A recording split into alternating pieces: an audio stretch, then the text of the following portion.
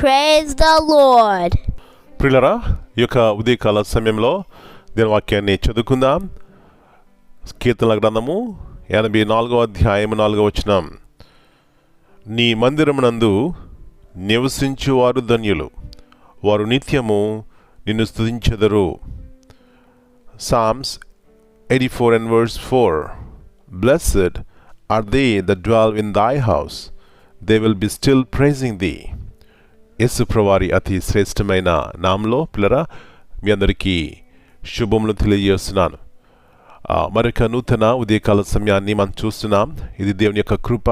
మరి మొట్టమొదటిగా దేవునికి కృతజ్ఞతాస్తులు చెల్లించుకుందాం. పిల్లరా, ఇక్కడ దావీదు యొక్క ఆశ, దావీదు యొక్క కోరికను చూస్తున్నాం. అంటున్నాడు, నీ మందిరమునందు నివసించువారు ధన్యులు. మన జీవితాల్లో ఆ యొక్క ధన్యత, ఆశీర్వాదము పొందాలని కోరుకుంటాం. అయితే ఎట్లా కలుగుతుంది ఆ ఆశీర్వాదం అని చూస్తే, మరి దావీదు అంటున్నాడు, యెహోవాను వెదుకుడి, నిత్యము వెదుకుడి.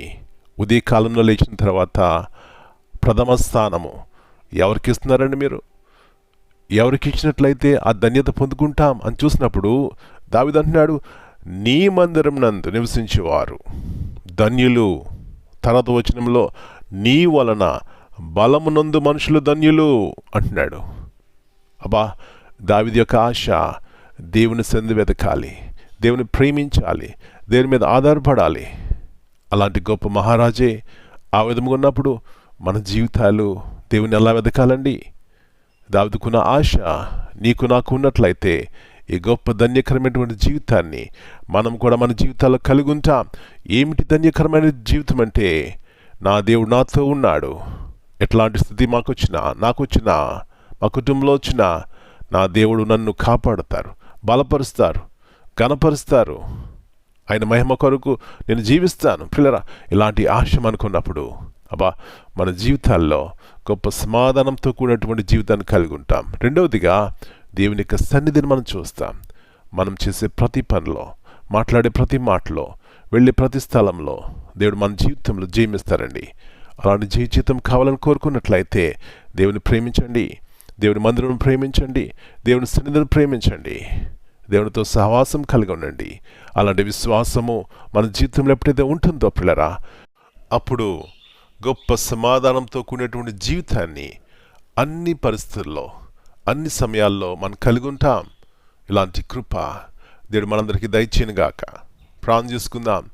నమ్మదగిన దేవా, పరిశుద్ధమైన తండ్రి, మీ పరిశుద్ధమైన శ్రేష్టమైన నామమును బట్టి మీ కొందనాలయ్యా. మీరు నమ్మదగిన దేవుడు కాబట్టి మేము ఇంకా సజీవ లెక్కలో ఉన్నాం. మీరు ప్రేమగల దేవుడు కాబట్టి ఇంకా భూమి మీద మేము జీవిస్తున్నాం నాయనా. అది మీ కృప. అందును బట్టి మీ కొందనాలు చెల్లిస్తున్నాం. తిరిగి మా జ్ఞాపకం చేస్తున్నారు. నీ మందిరం నందు నివసించేవారు ప్రభా, నీ మందిరంలో మా గొప్ప ఆదరణ ఉంది. నీ మందిరంలో, మీ సన్నిధిలో మా గొప్ప నిరీక్షణ ఉంది నాయన. మీతో సహవాసము మాకు బలాన్ని ఇస్తుంది. ఎప్పుడైతే ఇలాంటి అనుభవంలో మేము ఉంటామో ప్రభా, ఎలాగా ధైర్యంగా అన్ని సమయాల్లో నిలుస్తాం గల కారణము మీరు మాతో ఉన్నప్పుడు అలాంటి బలాన్ని, శక్తిని పొందిన ఆయన. అది వ్యాధైనా, బాధైనా, రోగమైన, కష్టమైన, ఈ లోక సంబంధమైనటువంటి అసమాధానమైన, భయమైన, పిరిగితనమైన ప్రభా, బలవంతులుగా మేము ఉంటాం నాయన. కాబట్టి మనం వెతికి, మనం ప్రేమించి ఈ గొప్ప కృపను పొందుకోవడానికి సహాయం ఇచ్చేయమని మనం మీ చేతగా అప్పగించుకుంటూ ఈ దినమంతా మీ వాగ్దానం మా జీవితంలో నెరవేర్చి నాయన మమ్మల్ని కాపాడమని యేసు ప్రభువారి అతి శ్రేష్టమైన ఘనమైన నామమును బట్టి ప్రార్థన చేస్తున్నాను తండ్రి. Amen. God bless you all. My dear brothers and sisters, greetings in the precious name of our Lord and Savior, Jesus Christ. Here in Psalm 84 and verse 4, the Bible says, "Blessed are those who dwell in your house, they are ever praising you." This verse highlights the deep joy and spiritual fulfillment of those who remain close to God's presence. It teaches that true blessedness is not found in external success or comfort, but in a life centered on worship, fellowship with God, and continual praise. Amen.